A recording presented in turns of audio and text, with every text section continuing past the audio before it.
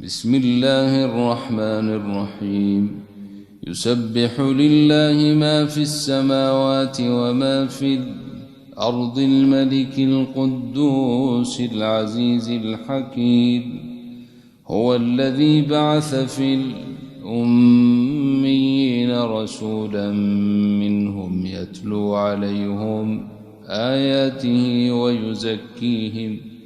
ويزكيهم ويعلمهم الكتاب والحكمة وإن كانوا من قبل لفي ضلال مبين. وآخرين منهم لما يلحقوا بهم وهو العزيز الحكيم. ذلك فضل الله يؤتيه من يشاء والله ذو الفضل العظيم.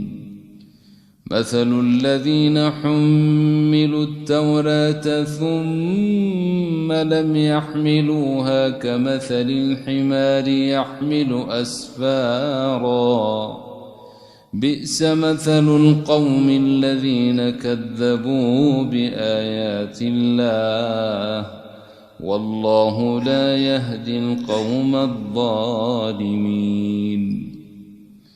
قل يا أيها الذين هادوا إن زعمتم أنكم أولياء لله من دون الناس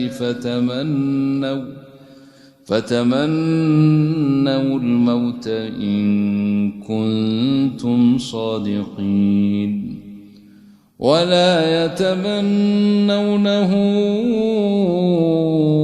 أبدا بما قدمت أيديهم والله عليم بالظالمين.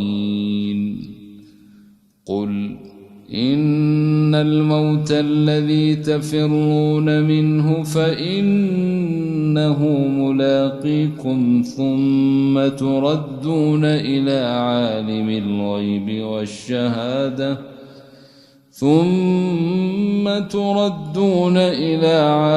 الغيب والشهادة فينبئكم بما كنتم تعملون. يا أيها الذين آمنوا إذا نودي للصلاة من يوم الجمعة فاسعوا إلى ذكر الله وذروا البيع ذلكم خير لكم إن كنتم تعلمون.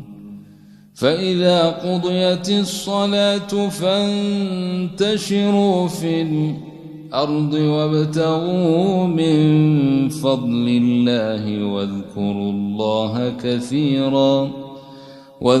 الله كثيرا لعلكم تفلحون. وإذا رأوا تجارة أو لهوا انفضوا إليها وتركوك قائما قل ما عند الله خير من اللهو ومن التجارة والله خير الرازقين. الله